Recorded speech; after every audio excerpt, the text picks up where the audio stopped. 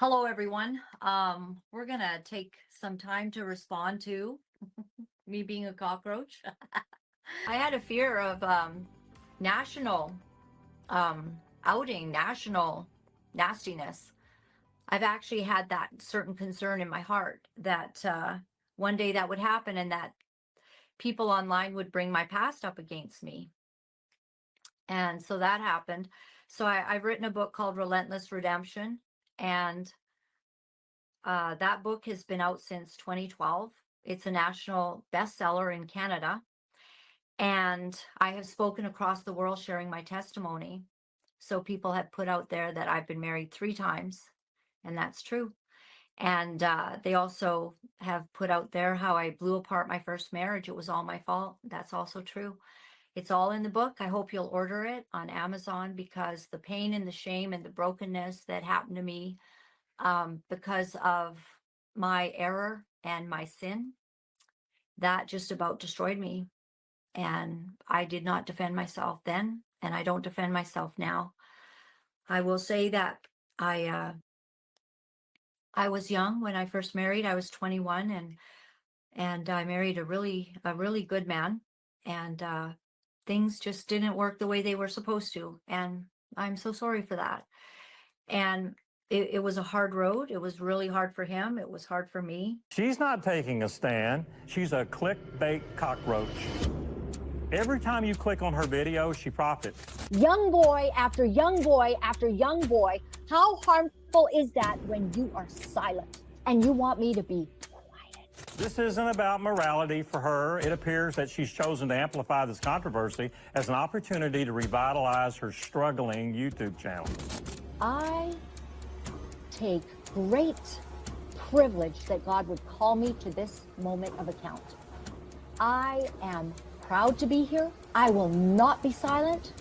I will not allow Jonathan and Susie to be sitting alone, undefended by those that Daystar made great. The truth is, she's using Jonathan and Susie, and they don't even know.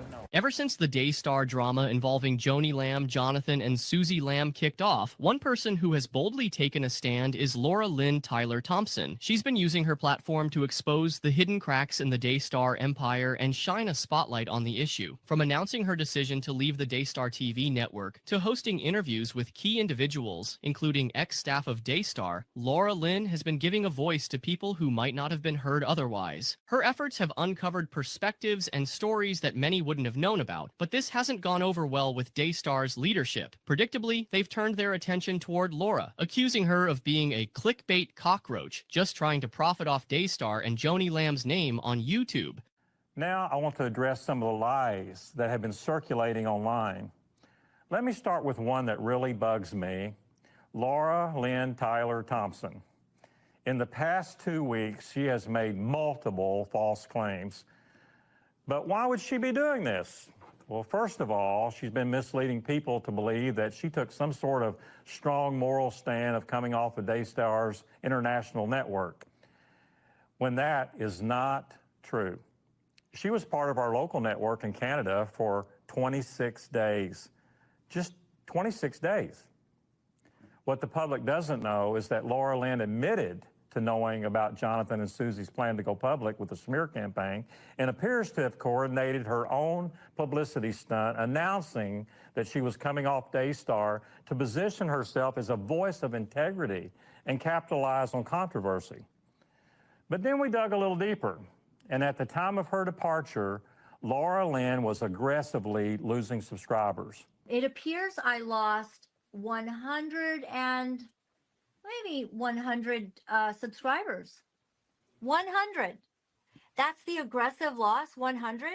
And I mean, I do know I was defending Israel at that time, and people were writing me very upset about it because they were not supportive of Israel because of Gaza and all of that.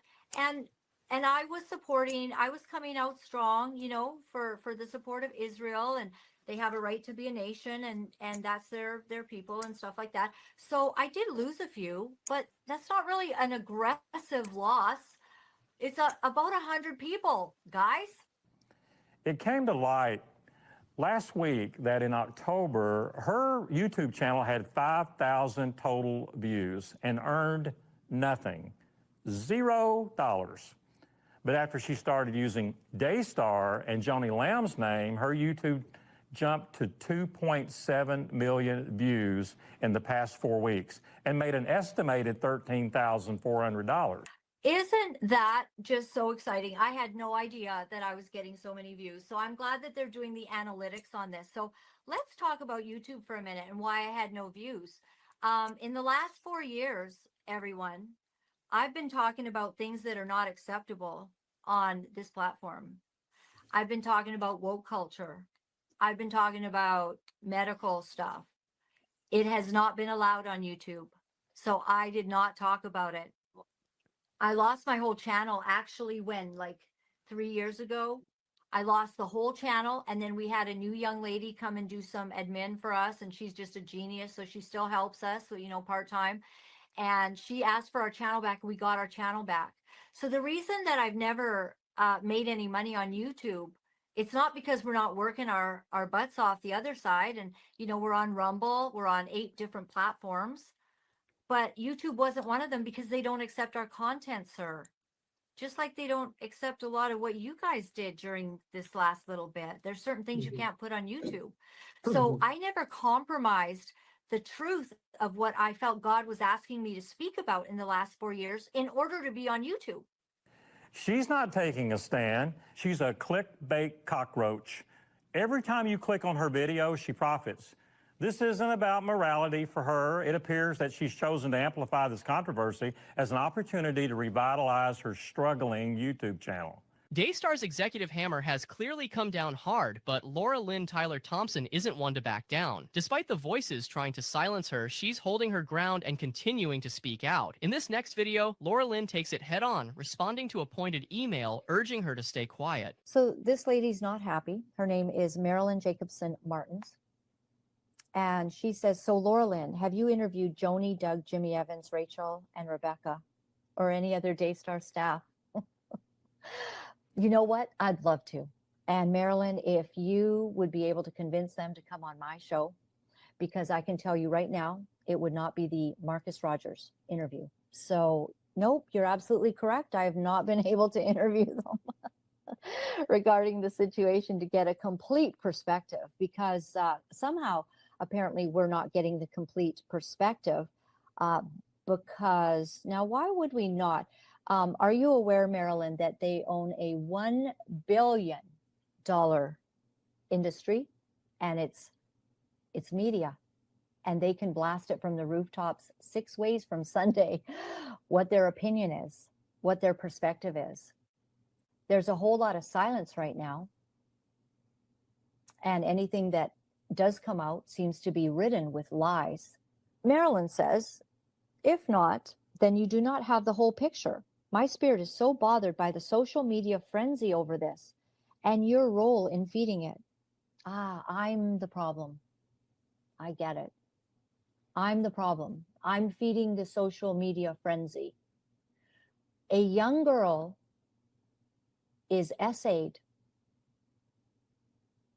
allegedly by a family member, and somehow those of us who defend her are the problem. Right, Marilyn? Okay. The truth is, she's using Jonathan and Susie, and they don't even know it. You really need to take a step back and ask God to show you your motive in doing this, because it has become a reproach to the name of Christ. See, there again, I'm not really getting what you're saying. I thought a reproach to the name of Christ would be covering up an essay of a child. I don't know what I'm not getting right, but I thought that would be the reproach. So what you're putting out here, I don't get it at all. And I think you're part of the problem. And that's what I wrote back to you, Marilyn. I wrote that back to you. I said, you're part of the cover-up. She never knew Marcus, but I did. She doesn't know Joni. I do. I worked with Marcus Lamb for decades, and there was no more integrous man I've ever met. All the allegations about him covering up sin are false. He was a man after God's heart and had a vision to reach the world with the good news of Christ. So for those of you tuning in to Laura-Lynn's channel, she's not here to tell the truth. She's here to stir up drama and make money. So not only that, I believe it is a stench in the nostrils of God. Do you know what? I think sexual abuse is a stench in the nostrils of God, Marilyn. Yes, it is. And you want me to zip it. You want me to clam up. You want Pastor Ray to clam up. You want Ohio for Freedom to clam up. You want Brother John to clam up. I know something about Brother John. He ain't going to clam up, and neither is Pastor Ray or Ohio for Freedom. Nuh-uh. We think that a stench in the nostrils of God is silence in the face of evil. And that's you, Marilyn. Where's your questioning of why there's no justice for a child? What are you doing? You're being silent when we are to expose the evil works of darkness, and you are not doing it. So you then say, this is his department, as in God's department, and I believe he is grieved with people using this family and ministry as fodder for gossip. Ah, so this is gossip. I see. So gossip is when you're repeating things that you can't do anything about, that you really have no business talking about. Do you think it's our business when a child has been harmed? I think it's God's business, because God is, he one of the most profoundly violent verses in the Bible is that if you harm a child, you're the one that should have something put around your neck. And I'm wondering, how harmful is it to a child, to many children in the Christian churches, when you're silent? How harmful is it when, like in my situation in the church that I grew up with, a Christian counselor supposedly harmed young boy after young boy after young boy? How harmful is that when you are silent and you want me to be quiet? You're just gossiping, Laura-Lynn.